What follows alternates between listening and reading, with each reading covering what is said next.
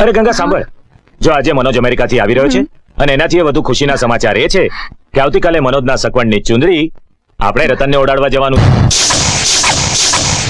બધી તૈયારીઓ કરી રાખો.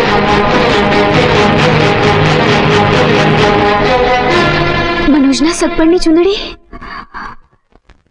રતનને?